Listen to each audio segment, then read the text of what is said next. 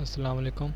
आज की वीडियो में हम देखेंगे हम कैसे प्रोटियस में ऑसिलोस्कोप को यूज़ करते हैं और ऑसिलोस्कोप को कैसे हम रीड कर सकते हैं। अगर हमारे पास ऑसिलोस्कोप की डायग्राम सामने आ जाए तो हमें उसको रीड करना पड़ जाए, उसमें कितनी फ्रिक्वेंसी है, कितना वोल्टेज जा रहा है, ये सब रीड करने के तरीके आज हम देखेंगे।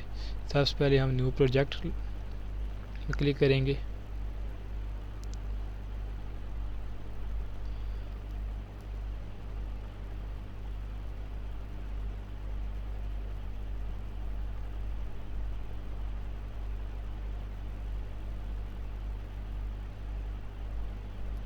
और यहाँ पे न्यू प्रोजेक्ट या कोई भी नाम इसको दे देंगे। इसको लैब 2 लिख लेते हैं हम, और देन नेक्स्ट। और हमने इसको कहाँ पर सेव करना है, क्योंकि अक्सर ये रनिंग के अगर हम इसको चला रहे होते हैं अक्सर ये बंद हो जाता है। हमें इसको इस जगह सेव करना होता है, यहाँ से हम आसानी से इसको वापस ओपन कर लें। तो हम इसको डी में सेव कर लेते हैं। नेक्स्ट नेक्स्ट नेक्स्ट करते जाना, कोई भी हमने चेंजिंग नहीं करनी होती। बेसिकली वो पूछ रहा होता है कि पेज का साइज़ कैसा हो, उसमें और क्या हम चेंजिंग कर सकते हैं। हमने इसमें ऑसिलोस्कोप ले लेनी है। इंस्ट्रूमेंट में सबसे पहले हमारे पास ऑसिलोस्कोप होती है, और उसके बाद हम सोर्स ले लेंगे, साइन सोर्स ले क्योंकि हमने साइनसॉइडल वेव्स को हमें स्टडी करना होता है। तो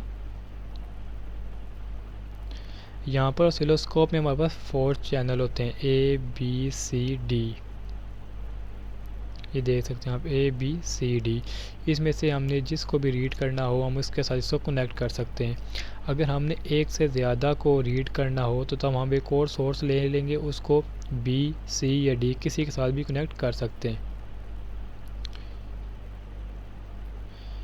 इसकी प्रॉपर्टीज़ पहले हम चेंज कर लेंगे कि एम्पलीट्यूड हमारा कितना होना चाहिए। एम्पलीट्यूड मीन्स कि हमारे पास 0 से लेके हाईएस्ट वैल्यू कितनी होगी वोल्ट की। तो हम ये 2 ले लेते हैं। और यहाँ पर हमारे पास फ्रीक्वेंसी हमारे पास क्या होती है, नंबर ऑफ़ साइकिल्स पर सेकंड।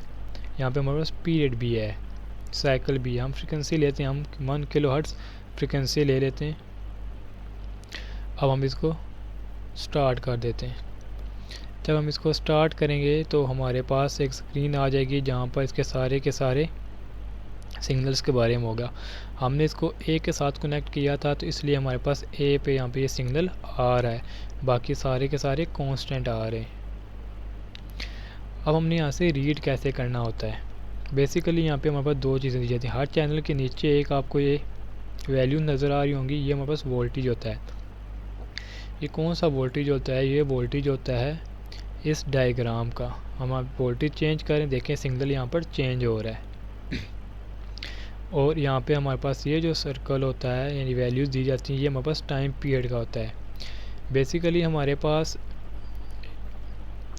यहाँ पर जो वर्टिकली ये बॉक्सेस बने होते हैं ये हमें वोल्टेज का बता रहे होते हैं।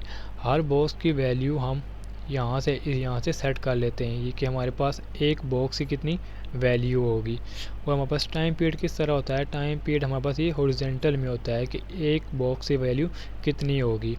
यहाँ पर हमने अब एक बॉक्स की वैल्यू जो वोल्टेज की ली हुई है वो 1 ली हुई है, और जो हमने टाइम पीरियड लिया हुआ है वो हमने लिया हुआ है 0.2 मिली सेकेंड।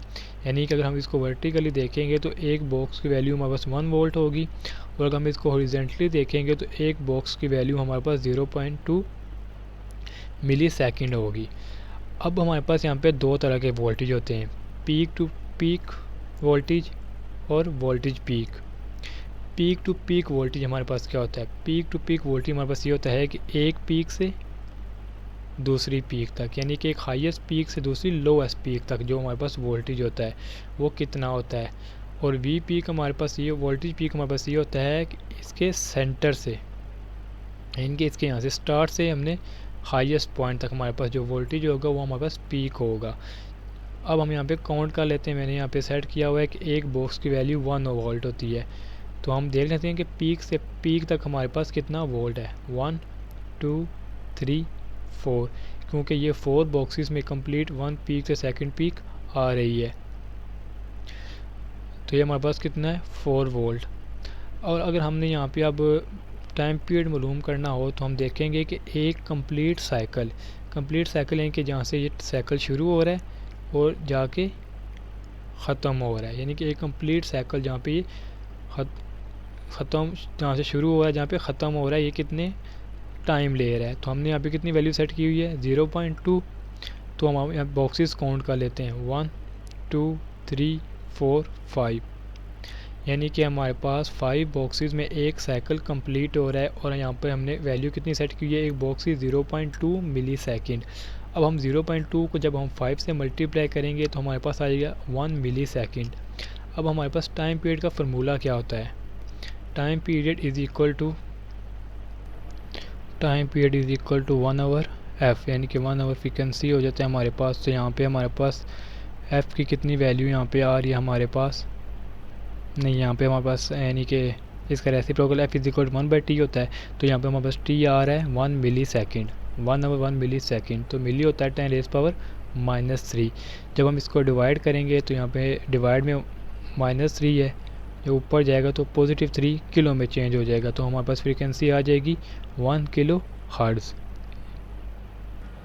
इस फार्मूले से क्योंकि हमने वहाँ पे एक साइकिल निकाला था, तो एक साइकिल हमारे पास वो टाइम पीरियड होता है। तो f is equal to 1/t, 1 divided 10⁻³ second. इसको हमने 1 से डिवाइड किया 10⁻³ पर सेकेंड को हम हर्ट्ज़ लिख लेते हैं, और 10⁻³ हमारे पास किलो, 1 किलो हर्ट्ज़।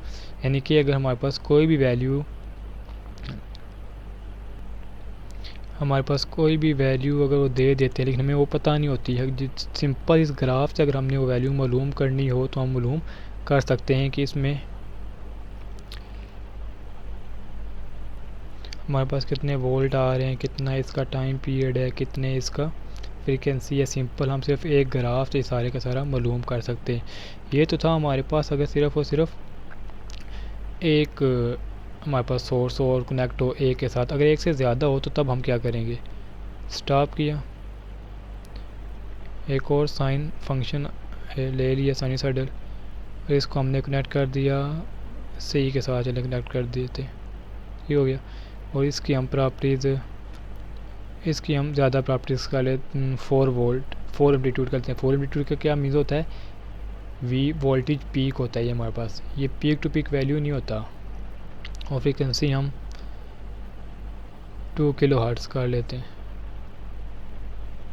अब हम इसको प्ले करेंगे ये।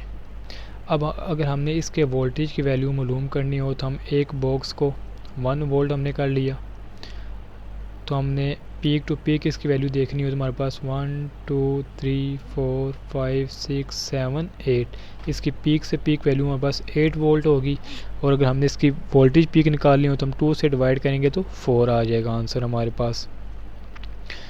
यहाँ पर हमने जो टाइम पीरियड हमने सेट करना होता है ना, वो सब के लिए एक जैसा ही होता है। यानी कि अगर यहाँ पर एक बॉक्स की वैल्यू 0.2 थी और यहाँ पर भी एक बॉक्स वैल्यू 0.2 ही होगी, और यहाँ से हमने एक कंप्लीट साइकिल देख लेना है कि कितने मिली सेकेंड्स का आ रहा है, हम उसको मल्टीप्लाई करेंगे, वहाँ से हमारा फ्रिक्वेंसी आ जाएगी। और ये था मेथड हमारे पास कि हम कैसे ऑसिलोस्कोप को रीड करते हैं।